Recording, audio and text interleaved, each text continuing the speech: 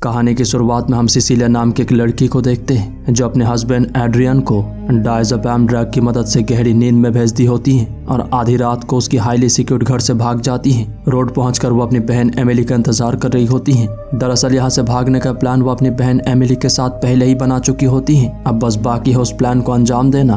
कुछ ही देर बाद उसे अपनी बहन एमिली की गाड़ी आती हुई दिखती है। सिसिलिया गाड़ी पर चढ़ जाती है, लेकिन गलती से वो डायज़ेपाम ड्रग की बोतल रोड पर गिर जाता है। एमिली को कुछ भी समझ में नहीं आ रहा होता कि आखिर सिसिलिया अपने हस्बैंड से भाग क्यों रही है, लेकिन सिसिलिया उसे कुछ ना बताकर जल्दी से यहाँ से निकलने के लिए कहती है। तभी यहाँ पर एड्रियन आ जाता है जो गुस्से में गाड़ी की विंडो तोड़ देता है। एमिली सिसिलिया के साथ जल्दी से गाड़ी लेकर यहाँ से निकल जाती है। एड्रियन उन्हें जाते देखकर कहता है, तुम मेरे साथ ऐसा नहीं कर सकती मेरी सिसिलिया। रोड पर एड्रियन को डायज़ेपाम ड्रग का बोतल मिलता है जिसे वह उठा लेता है, जिसके बाद कहानी 2 हफ्ते बाद शिफ्ट हो जाता है, जहां पर हम सिसिलिया को उसके पुराने दोस्त डिटेक्टिव जेम्स के घर देखते हैं जो अपनी बेटी सिडनी के साथ रहता है। जेम्स सिसिलिया को भरोसा देता है कि एड्रियन यहाँ पर नहीं आ सकता और वो सिसिलिया को उन सदमों से बाहर निकलने में मदद कर रहा होता है जो भी उसके साथ हुई है। लेकिन अभी तक जेम्स को भी नहीं पता होता कि आखिर सिसिलिया के साथ क्या हुआ है। सिसिलिया थोड़ी हिम्मत करके मेल बॉक्स के पास जाती है चिट्ठियां बाहर निकालने के लिए, लेकिन एक जॉगिंग करते हुए आदमी को उसकी तरफ आते देखकर वो डर जाती है क्योंकि उसे लगता है कि वो आदमी एड्रियन है, लेकिन वो बस एक साधारण व्यक्ति होता है जो जॉगिंग के लिए बाहर निकला है। डरते हुए सिसिलिया घर के अंदर चली आती है। जेम्स उसे हौसला देता है, कम से कम वो रोड तक तो गई। सिसिलिया कहती है उसे बस थोड़ा वक्त चाहिए अपने सदमे से बाहर निकलने के लिए। अगले दिन एमिली सिसिलिया से मिलने के लिए आती है, लेकिन सिसिलिया उसे यहाँ पर देखकर भड़क जाती है क्योंकि उसे लगता है हो सकता है एड्रियन उसके पीछा करते हुए यहाँ पर पहुँच जाए। एमिली कहती है अब उससे डरने का कोई मतलब नहीं बनता क्योंकि उसने सुसाइड कर लिया है। सिसिलिया को विश्वास नहीं हो रहा होता, इसीलिए एमिली उसे एक आर्टिकल दिखाती है जहां एड्रियन की मौत की खबर होता है, जिसके बाद सिसिलिया अपने और एड्रियन के रिश्ते के बारे में उन्हें बताती है कि आखिर उसके साथ ऐसा क्या हुआ था जिसकी वजह से वो वहां से भागने के लिए मजबूर हो गई। सिसिलिया बताती है कि एड्रियन उसकी लाइफ को कंट्रोल करता था कि वो क्या खाएगी, क्या पहनेगी, यहाँ तक कि क्या सोचेगी ये भी। और अगर उसे ऐसा लगता था कि सिसिलिया कुछ गलत सोच रही है तो एड्रियन उसे टॉर्चर भी किया करता था। दरअसल एड्रियन को एक बच्चा चाहिए था, लेकिन सिसिलिया को इस बात का एहसास होता है कि अगर उसका बच्चा हो गया तो वो उसे कभी छोड़ नहीं पाएगी। इसीलिए वह एड्रियन को ना बताकर उसके अनजाने में बर्थ कंट्रोल पिल्स लेती रही। लेकिन ऐसा हमेशा नहीं हो सकता, वो हमेशा पिल्स नहीं ले सकती। इसीलिए एड्रियन के टॉर्चर से तंग आकर उसने एमिली को कॉल किया और उस रात मौका देखकर वहां से भाग निकली। ये सब सुनकर एमिली उसे हौसला देती है और कहती है अब उसे डरने की कोई जरूरत नहीं क्योंकि अब वो इस दुनिया से जा चुका है। अगले दिन सिसिलिया हिम्मत करके बड़े ही खुशी से बाहर जाकर मेल बॉक्स से चिट्ठियां लेकर आती है। जेम्स इस बात से बहुत खुश होता है क्योंकि सिसिलिया अपने नॉर्मल लाइफ में वापस आने की कोशिश कर रही है। उन चिट्ठियों में से एक चिट्ठी सिसिलिया के लिए भी होता है, जबकि यह एड्रेस तो जेम्स का है। चिट्ठी पढ़ने के बाद सिसिलिया एमिली के साथ एड्रियन के भाई टॉम के पास जाती है। दरअसल वो चिट्ठी टॉम ने ही भेजा होता है। एड्रियन के मरने के बाद उसके भाई टॉम को उसकी वसीयत का वकील बनाया गया होता है। दरअसल एड्रियन एक बहुत माहिर ऑप्टिक्स इंजीनियर होता है और एक बहुत बड़ी कंपनी का भी मालिक होता है जिसके पास अंधाधुंध पैसा है। फिर टॉम एड्रियन की वसीयत उन्हें पढ़कर सुनाता है जहाँ लिखा होता है कि एड्रियन के पैसों में से $50 लाख और उसकी प्रॉपर्टी सिसिलिया को दिया जाएगा बिल्कुल टैक्स फ्री, और ये पैसे उसे किस्तों में दिया जाएगा हर महीने $1 लाख जो लगभग 4 सालों में पूरा हो जाएगा। लेकिन बस एक शर्त होता है कि वो इस दौरान किसी भी क्रिमिनल एक्टिविटी से जुड़ नहीं सकती। अगर ऐसा होता है तो उसे फंड करना बंद कर दिया जाएगा। सिसिलिया भी एग्रीमेंट को मान लेती है। भला पैसों से किसकी दुश्मनी हो सकता है। रात को सिसिलिया जेम्स के लिए उपहार के रूप में एक लडार लाई होती है क्योंकि जेम्स का पुराना लडार बिल्कुल खराब हो चुका है और वो सिडनी के लिए एक नया बैंक अकाउंट खोली होती है जहाँ वो 1 साल तक हर महीने $10,000 भेजेगी ताकि सिडनी अपनी पढ़ाई पूरी कर सके और उस कॉलेज में एडमिशन ले सके जो उसका सपना है। इस बात से वो सब बहुत खुश होते हैं और पूरी रात वो तीनों मिलकर जश्न मनाते हैं। अगले दिन रात को जब सिसिलिया अपने लैपटॉप पर काम कर रही होती है तभी उसे किसी की मौजूदगी का एहसास होता है, इसीलिए वो पूरा घर छानने लगती है। तभी उसे मेन गेट खोलने की आवाज आती है। वो देखने के लिए जाती है लेकिन उसे बाहर कोई भी नहीं दिखता। इसीलिए वो थोड़ी देर तक बाहर खड़ी होके इधर उधर नजर डाल रही होती है। तभी हम किसी को उसके पास से ही भाप छोड़ते हुए देखते हैं, लेकिन वो चीज ना ही सिसिलिया को और ना ही हमें दिखता है। फिर जब सिसिलिया सिडनी के साथ सो रही होती है तभी अचानक कोई उनकी चादर को खींच लेता है। सिसिलिया की नींद खुलने पर वो देखती है कि चादर गायब है। चादर ढूंढकर जैसे ही वो जा रही होती है तभी उसे ऐसा लगता है कि चेयर पर कोई बैठा हुआ है। इस बात की सच्चाई जानने के लिए वो चादर को चेयर पर फेंक देती है, लेकिन वहाँ पर कोई भी नहीं होता। इस बात से सिसिलिया को तसल्ली मिलती है और वो जैसे ही चादर लेकर जाने लगती है तभी ऐसा लगता है कि कोई चादर पर खड़ा हुआ है, जो अदृश्य साया उसकी तरफ बढ़ने लगता है। सिसिलिया इससे डर जाती है। तभी यहाँ पर जेम्स आ जाता है। सिसिलिया जेम्स को पूरी बात समझाती है कि कोई अदृश्य साया उसकी चादर पर खड़ा हुआ था। सिसिलिया को लगता है कि ये अदृश्य साया जो भी है वो एड्रियन के अलावा कोई नहीं हो सकता। जेम्स उसे समझाता है कि एड्रियन मर चुका है और वो उसे दोबारा जिंदा करके अपने ऊपर हावी ना होने दे, और उसने यहाँ पर जो भी देखा है वो उसके भ्रम के अलावा कुछ नहीं हो सकता, क्योंकि यहाँ पर इन तीनों के अलावा कोई भी नहीं है। अगले दिन सुबह सिसिलिया जॉब इंटरव्यू के लिए कंपनी में जाती है, जहाँ इंटरव्यू के दौरान वो अपनी काम दिखाने के लिए ब्रीफकेस खोलती है, लेकिन वहाँ पर उसकी एक भी काम की चीज मौजूद नहीं होता, जबकि इंटरव्यू से पहले ही वो अपनी काम की चीजें ब्रीफकेस पर डाल दी थी। फिर अचानक उसकी तबीयत खराब होने लगता है और वो बेहोश हो जाती है, जिसके बाद हम सिसिलिया को जेम्स के साथ अस्पताल में देखते हैं, जहाँ डॉक्टर सिसिलिया को बताती है कि उसे कुछ दिनों के लिए आराम करना चाहिए और उसकी ब्लड रिपोर्ट तैयार होते ही उसे फोन पर बता दिया जाएगा। फिर जब सिसिलिया बाथरूम में शावर ले रही होती है तभी उसे एक कॉल आती है। फोन के दूसरी तरफ अस्पताल की एक नर्स होती है जो सिसिलिया को बताती है कि उसकी ब्लड में डायज़ेपम की बहुत ज्यादा मात्रा पाई गई है, जिसकी वजह से वो बेहोश हो गई थी। ये सुनते सुनते जब वो दोबारा बाथरूम में जाती है तो वो ये देखकर हैरान हो जाती है कि वो खून में सनी डायज़ेपम की बोतल उसकी बाथरूम में ही मौजूद है, जबकि यही डायज़ेपम की बोतल उसने एड्रियन के घर से भागते समय रोड पर गिरा दी थी। सिसिलिया को पूरा यकीन होता है कि ये सब एड्रियन का काम है, इसीलिए वो अगले दिन जेम्स के साथ टॉम के पास जाती है और उसे कहती है अपने भाई को ये सब करने के लिए मना कर दो। टॉम को समझ में नहीं आ रहा होता कि आखिर सिसिलिया उससे क्या कहना चाहती है। फिर सिसिलिया टॉम को डायज़ेपम की वो बोतल दिखाती है जो उससे खो जाने के बावजूद दोबारा उसके पास वापस आ गई। सिसिलिया को पूरा विश्वास होता है कि एड्रियन मरा नहीं है, वो ऑप्टिक्स में माहिर है और उसने जरूर गायब होने की तकनीक खोज लिया है और वो ये सब करके सिसिलिया को डराना चाहता है, ऐसा सिसिलिया का मानना होता है। टॉम कहता है तुमसे पहले वो मुझे कंट्रोल किया करता था, बहुत ज्यादा तकलीफ होती है, लेकिन जब मैंने उसकी मरने की खबर सुनी तो मुझे इतना ज्यादा तसल्ली मिली जितना कि तुम सोच भी नहीं सकते।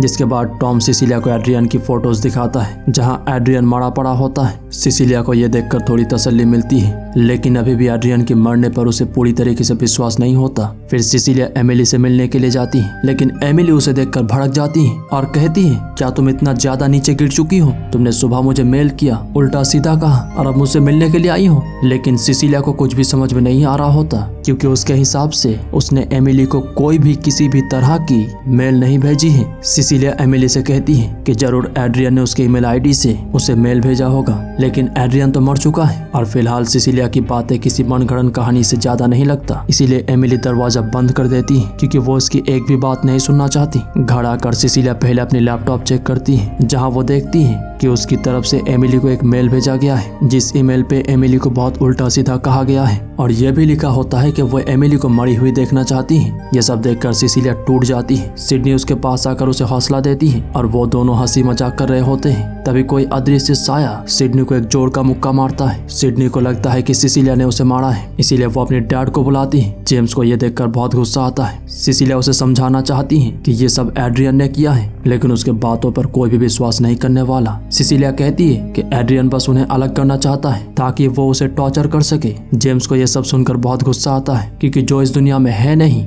जो दिखता नहीं, आखिर उसके बारे में सिसिलिया बात क्यों कर रही है। जेम्स सिसिलिया को उनके घर से चले जाने के लिए कहता है और अपनी बेटी को कहीं सुरक्षित जगह ले जाने के लिए निकल जाता है, क्योंकि जेम्स सिसिलिया को अपनी बेटी के लिए खतरा समझ रहा होता है। अब सिसिलिया उस अदृश्य साए की कांड से तंग आ जाती है और उस साए को एड्रियन के नाम से पुकार कर कहती है बच्चे पर क्या हाथ उठाता है, हिम्मत है तो मुझ पर आजमाना। जिसके बाद वो अपने हाथों में एक चाकू उठाकर किचन में कॉफी बीन्स छिड़क देती है और एक जगह पर बैठ जाती है ताकि उस साए की फुटप्रिंट्स देखकर उस पर हमला कर सके। वहां बैठे बैठे सिसिलिया बस एक ही बात सोच रही होती है कि एड्रियन इतना बड़ा कंपनी का मालिक है, अंधाधुंध पैसा है उसके पास, वो तो किसी भी लड़की को पा सकता था, लेकिन आखिर उसे ही क्यों चुना। बहुत देर तक इंतजार करने के बावजूद वो साया यानी सिसिलिया के हिसाब से जो एड्रियन है वो नहीं आता। इसीलिए वो एड्रियन के नंबर पर कॉल लगाती है और उसे घर के एटिक से फोन वाइब्रेशन होने की आवाज आती है। सिसिलिया एक लैडर की मदद से एटिक पर चढ़ जाती है, जहां ढूंढने पर उसे एड्रियन की फोन मिल जाती है, जहां सिसिलिया की सोती हुई बहुत सारे फोटोज होते हैं और उसकी वो ड्राइंग्स भी होते हैं जिन्हें वो इंटरव्यू के दौरान कंपनी वालों को दिखाने वाली थी। कुछ ही देर बाद उस फोन पर किसी अननोन नंबर से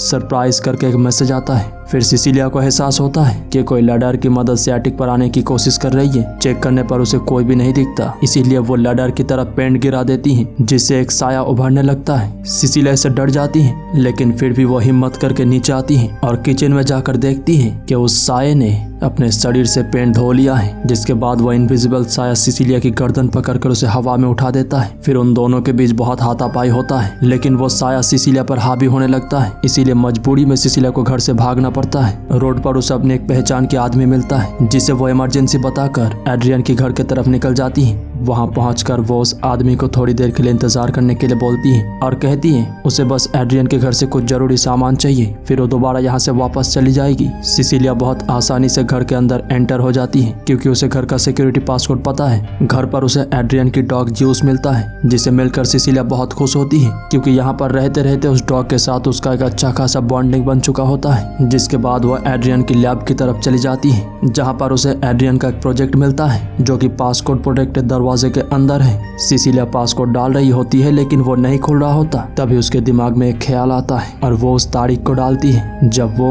और एड्रियन मिले थे, यानी 14 दिसंबर 2017। ये डालते ही गेट खुल जाता है, जिससे हम समझ सकते हैं कि एड्रियन सिसिलिया को बहुत चाहता है, बस उसकी रवैया सिसिलिया के प्रति बहुत खराब है। मशीन के साथ थोड़ी छेड़छाड़ करने पर उसे वहाँ पर एक सूट उभरता हुआ दिखता है, जिसमें बहुत सारे कैमराज होते हैं। सिसिलिया सूट को उतारने लगती है, तभी ज्यूस भागने लगता है, यानी घर के अंदर उसके अलावा भी कोई है। सिसिलिया जल्दी से सूट को लेकर अपने पुराने बेडरूम के क्लोजेट में रख देती है। फिर कोई अदृश्य साया बेडरूम की दरवाजा खोलता है। सिसिलिया चुपचाप खड़ी होती है। जैसे वो साया अंदर आता है, मौका देखकर सिसिलिया यहाँ से भागने लगती है, लेकिन इस दौरान वो गिर जाती है। फिर भी वो हिम्मत करके यहाँ से भागने में कामयाब हो जाती है, जिसके बाद वो एमिली को कॉल करके अर्जेंटली एक रेस्टोरेंट पे बुलाती है। हालांकि फिलहाल उन दोनों के बीच रिश्ते में दरार आ चुकी है। उधर रेस्टोरेंट पे अपनी बहन से नाराज होने के बावजूद एमिली सिसिलिया से मिलने के लिए आती है। सिसिलिया को इससे बहुत खुशी मिलती है, क्योंकि वो अपने बहन से बहुत प्यार करती है। सिसिलिया का मानना होता है कि उसके बिना उसकी जिंदगी अधूरी है। सिसिलिया एमिली से कहती है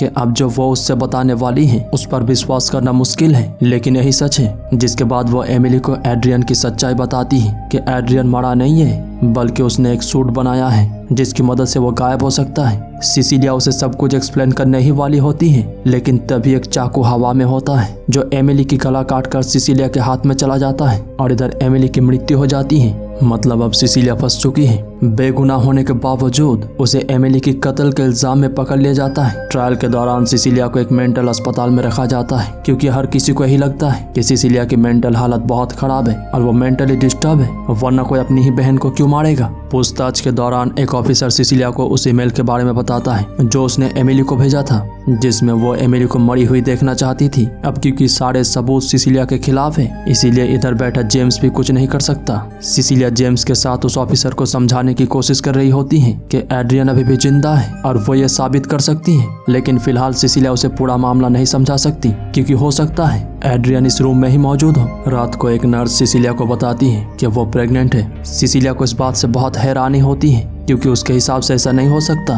क्योंकि वो तो बर्थ कंट्रोल पिल्स लिया करती थी। अगले दिन टॉम सिसिलिया से मिलने के लिए आता है और वो सिसिलिया को बताता है कि अब उसे एड्रियन के पैसों में से एक फूटी कौड़ी तक नहीं दिया जाएगा, क्योंकि उसका नाम आपराधिक मामले में दर्ज हो चुका है और पैसे मिलने के बस यही एक कंडीशन था कि वो किसी भी आपराधिक मामले से जुड़ नहीं सकती। लेकिन टॉम उसे एक ऑफर देता है कि अगर वो बच्चा पैदा करने के लिए राजी हो जाए और एड्रियन के पास दोबारा लौट जाए तो उसके ऊपर से सारे चार्जेस हटा दिया जाएगा और वो अपनी पुरानी लाइफ में वापस जा सकती है, यानी एड्रियन के साथ अपनी जिंदगी दोबारा शुरू कर सकती है। मतलब एड्रियन अभी भी जिंदा है और ये बात टॉम को पता है। टॉम उसे ये भी बताता है कि एड्रियन को पहले से ही पता था कि सिसिलिया बर्थ कंट्रोल पिल्स लेती है, इसीलिए एड्रियन ने पहले ही उसकी पिल्स को बदल दिया था और सिसिलिया को ऐसा ही लगता रहा कि वो बर्थ कंट्रोल पिल्स ही ले रही है। सिसिलिया टॉम से कहती है मुझे लगा था तुम पागल सरफिरे एड्रियन की सताए गए भाई हो, लेकिन अब लगता है कि तुम उस पागल सरफिरे एड्रियन की बस एक घिनौना रूप हो। ये बोलकर सिसिलिया टॉम की ऑफर को ठुकरा देती है क्योंकि वो एड्रियन के पास लौटना नहीं चाहती और वो टॉम की एग्रीमेंट्स पेपर को नीचे गिरा देती है और मौके का फायदा उठाकर एक फाउंटेन पेन चुरा लेती है। टॉम कहता है कोई बात नहीं, तुम्हें बस सोचने के लिए थोड़ा वक्त चाहिए, लेकिन जब तुम्हारा फैसला बदल जाए तो मुझे बोल देना, मैं 3 दिन बाद दोबारा वापस आऊंगा।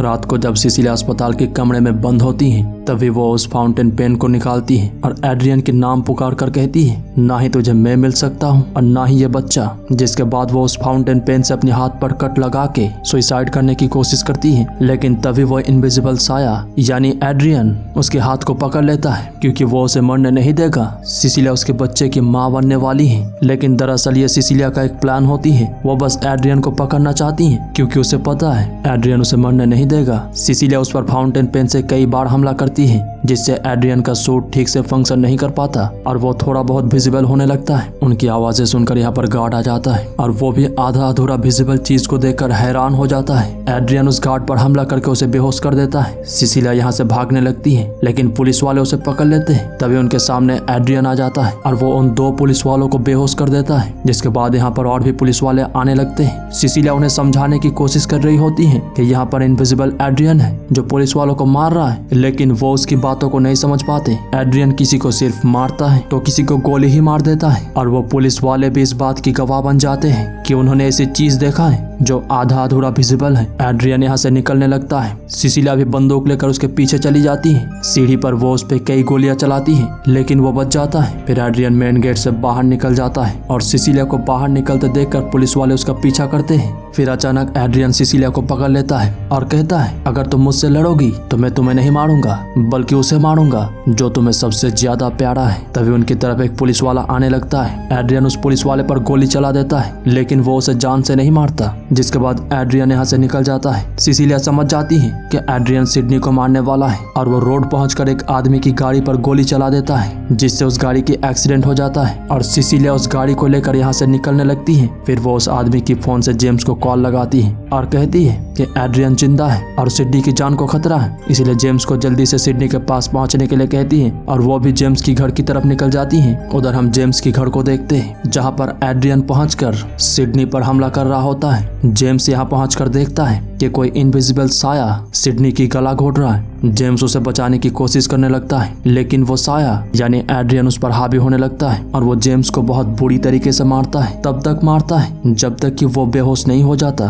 फिर सिसिलिया यहाँ पर पहुंच जाती है और वो एड्रियन पर फायर एक्सटिंग्विशर चला देती है जिससे वो थोड़ा बहुत विजिबल हो जाता है और सिसिलिया उस पर लगातार 4 गोली चला देती है जिससे उस साये की यानी सिसिलिया के हिसाब से जो एड्रियन है उसकी मौत हो जाता है। जिसके बाद सिसिलिया उस साये की मुंह से सूट हटाती है और वो ये देखकर हैरान हो जाती है कि सूट के अंदर एड्रियन नहीं बल्कि उसका भाई टॉम होता है। उधर पुलिस एड्रियन के घर की तलाशी लेते हैं जहां उन्हें एड्रियन बेसमेंट में बंद पड़ा हुआ मिलता है और ये बात क्लियर हो जाता है यानी दुनिया के नजरों में जो भी हुआ है, जिसने भी एमिली को मारा है और जिसने भी सिसिलिया के साथ ये सब कांड किया है और पुलिस वालों को मारा है वो एड्रियन नहीं बल्कि उसका भाई टॉम है। लेकिन सिसिलिया को इस बात पे जरा सा भी विश्वास नहीं होती क्योंकि उसे पूरा यकीन होता है टॉम का इस मामले से कोई लेना देना नहीं है बल्कि उसे फंसाया गया है। सब कुछ एड्रियन ने किया लेकिन उसका भाई बलि का बकरा बन चुका है और वो ये सब जेम्स को बताती है, लेकिन इन सब बातों का उसके पास कोई भी सबूत नहीं होता, इसलिए जेम्स को भी दुनिया की तरह वही मानना पड़ता है जो उसने देखा है। यानी सारे के सारे गलती टॉम की है जिसके खत्म होते ही पूरा केस क्लोज हो चुका है। यानी सिसिलिया कानून के नजरों में बेगुनाह है। उसी रात सिसिलिया एड्रियन से मिलने के लिए जाती है।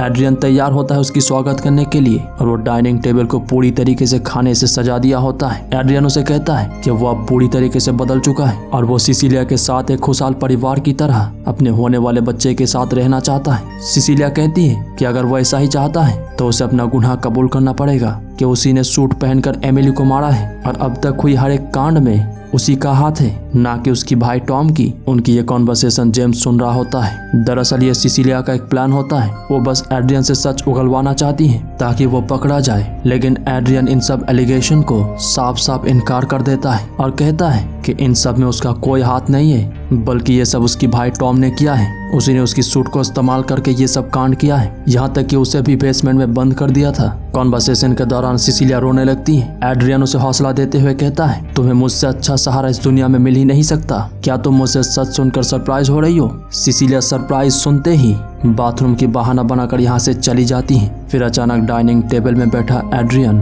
अपनी गला काट लेता है और ये घटना उसकी घर की सीसीटीवी में रिकॉर्ड हो जाता है। सिसिलिया उसकी ये हालत देखकर चौंक जाती है और वो जल्दी से 911 पे कॉल करके पूरी घटना बताती है कि एड्रियन ने अपनी गला काटकर आत्महत्या करने की कोशिश की। उधर जेम्स ये सब सुनकर जल्दी से उनकी तरफ आने लगता है और इधर सिसिलिया सीसीटीवी की कैमरा एंगल से हटते ही नॉर्मल हो जाती है, क्योंकि ये सब उसी ने किया है उस एक्स्ट्रा सूट की मदद से जिसे वो अपनी बेडरूम के क्लोजेट में छुपा कर रखी थी। जेम्स यहाँ आकर देखता है कि सिसिलिया यहाँ से जा रही है, जिसकी बैग में वो इनविजिबल होने वाला सूट है। जेम्स समझ जाता है कि एड्रियन को सिसिलिया ने ही मारा है, लेकिन उसके पास कोई सबूत नहीं होता और ना ही सीसीटीवी में रिकॉर्ड हुई फुटेज ये साबित कर सकता है कि उसी ने एड्रियन को मारा है, क्योंकि वो इनविजिबल थी। जेम्स भी इस बात को दबा देता है और यही मान लेता है कि एड्रियन ने सुसाइड की, यानी अब सिसिलिया एड्रियन के चंगुल से आजाद है और वो एक सुकून की सांस लेती है। और यहीं पर यह कहानी खत्म हो जाता है। उम्मीद करते हैं ये कहानी आपको पसंद आई होगी।